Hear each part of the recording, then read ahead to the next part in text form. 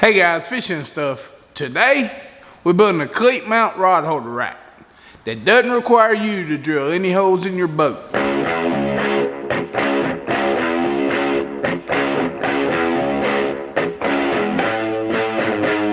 So stick around.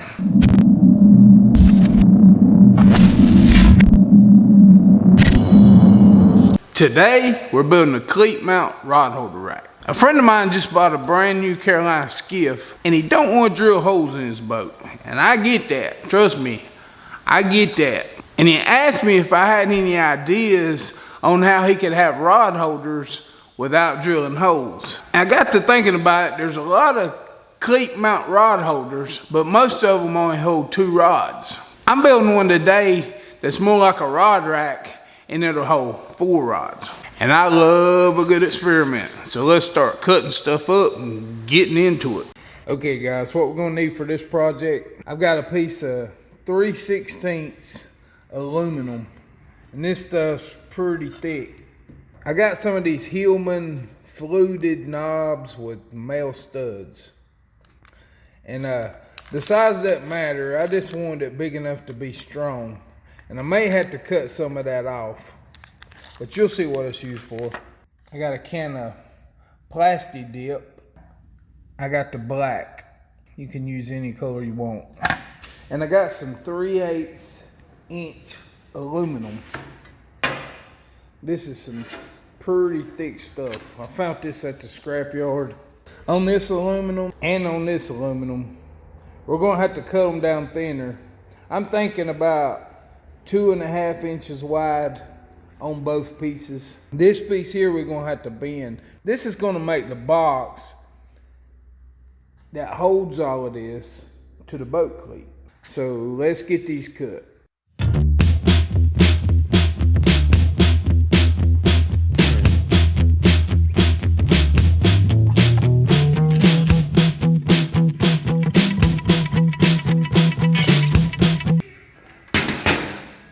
Screw that crap. Okay, so I need this piece of aluminum 11.5 inches, and I marked it off, and I'm gonna cut it with a jigsaw.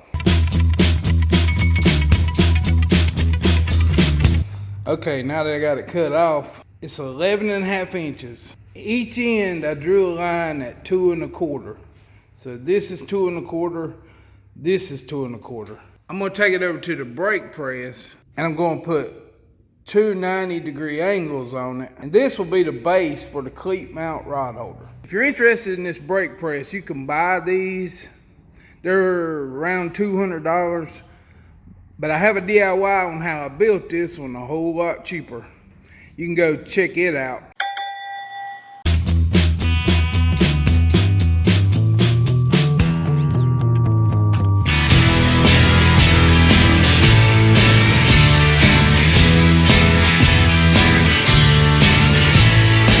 Okay, we got our base bent.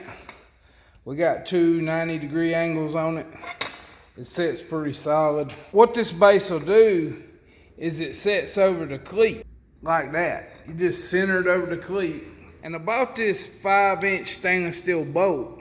And what I was going to do was make a hook out of it. I was doing it to see what kind of shape I could get with a piece of regular old rod. And I found out that I can't get my bends tight enough. Because you can't make your bends any tighter than the bottom die will allow you to. The more narrow the bottom die is, the closer together your bends can be. And I couldn't get my bends close enough together to satisfy me, but what I was going to do was make a hook out of the bolt that would go through and hook into it. But instead, I just opted to go with a U-bolt. A U-bolt will work just as good, and it's easier to come by. But we're gonna have to drill 2 holes on the top for a U-bolt to feed up through. The U-bolt will go around the cleat like this, come up through the base, and when we tighten it down, it's gonna hold this base rock solid. That way it can have rod holders without drilling holes in his boat. You'll understand it better as it starts to come together.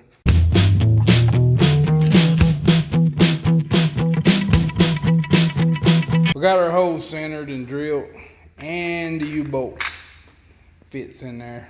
I went ahead and bolted it on the boat, onto the cleat, just to see how it works, and I can move the whole boat with it, so it's pretty solid. Now I gotta take it off and finish this up. We got our 2 holes for a U-boat to go through. Now I marked 2 places on here. I'm going to drill 2 more holes, the same size, 17/64. Now all of these holes will not necessarily be what you want to drill. It depends on the size of U-boat you use, and it depends on the size knob you use. And you can use a bolt. You don't have to use one of these. I just made this where you won't need a special tool. These holes will be for the knobs. So I'll drill a 17/64 hole. Then I'm going to tap it with a 5/16 by 18 pitch tap.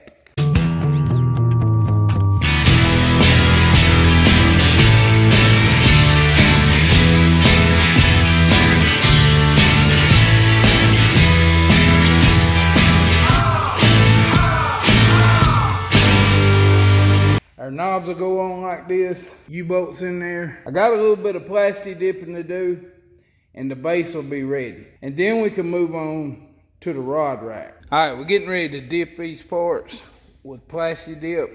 And I put some paper towels over here, and I got something that I can sit this on and let it dry. I'm gonna figure out a way to hang this U-bolt up while it dries. But take some alcohol and clean your parts before you dip it, so the dip adheres to it right. So I found a bowl that's wide enough to dip this thing in. It won't fit down in the can, so I'm gonna pour the Plasti dip into a bowl and dip the base. And I tied a string on the U-bolt. The reason I did that, so after I dip it, it can dry without touching anything.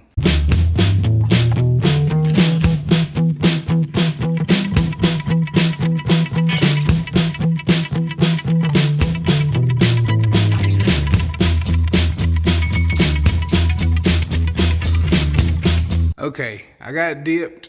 It's dripping off. After it drips off, I'll trim off what's hanging, and then I'll dip it again. The U-bolt, I just dipped it, and I hung the string across a piece of metal over a bucket. Now I'm fixing to start on the rod rack itself. This is 3/8 aluminum. It's pretty dang heavy.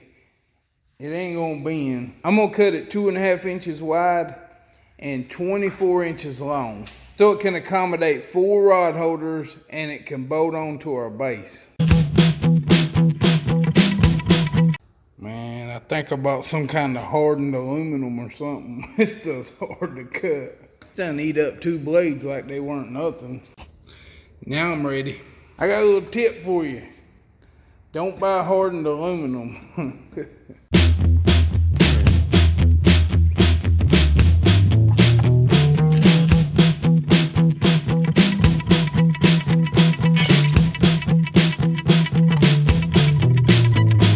Alright, well I got it cut, and I'll give you a little tip. I was using WD-40 the whole way across. You can see it on there.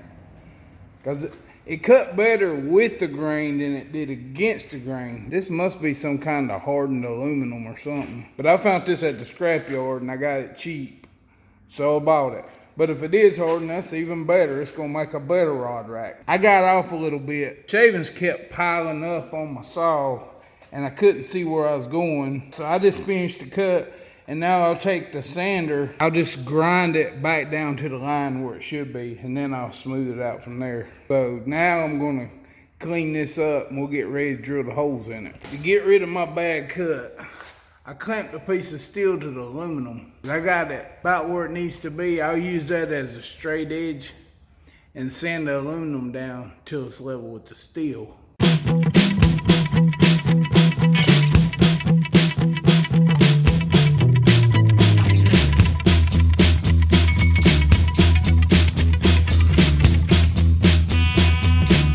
Okay, we got it pretty straight.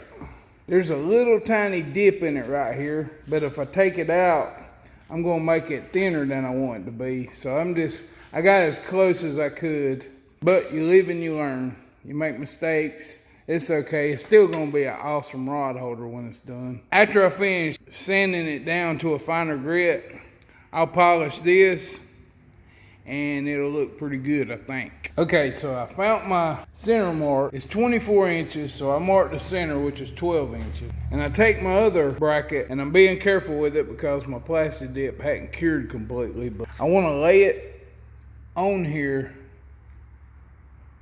and I'm going to line it up with the center. And then I'm going to mark out all my holes because I got to drill holes in this piece to bolt through to this piece.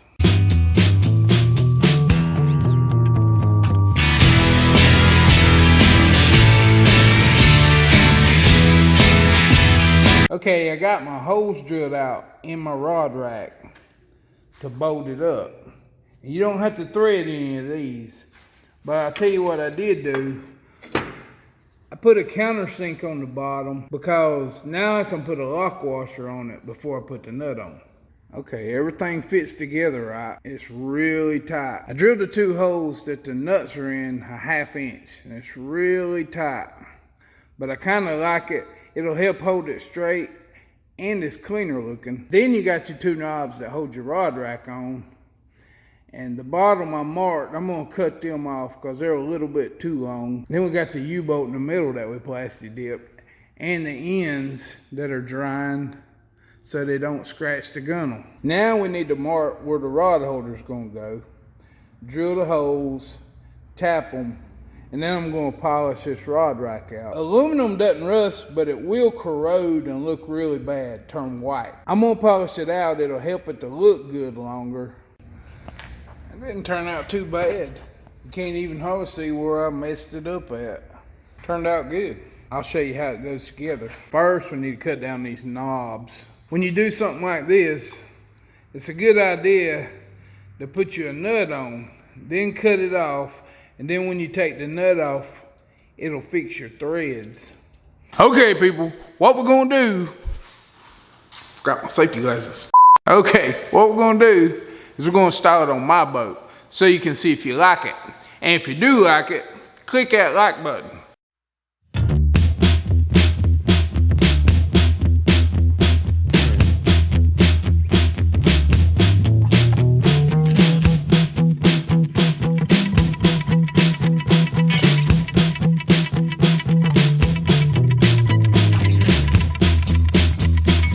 If you ask me, and nobody's asking me, but if you ask me, this thing turned out pretty dang awesome. I really like it. You see how it mounts underneath? Bolts onto the cleat. Got their plastic dip on it so it don't slip.